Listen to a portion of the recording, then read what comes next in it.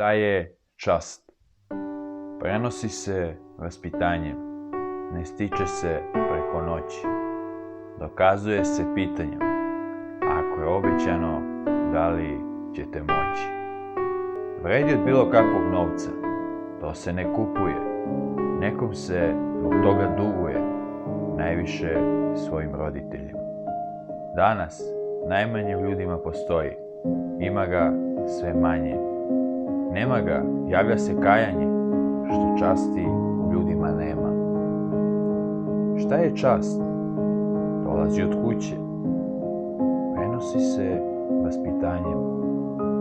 Dokazuje se pitanjem, ako je obećano, da li ćete to uraditi?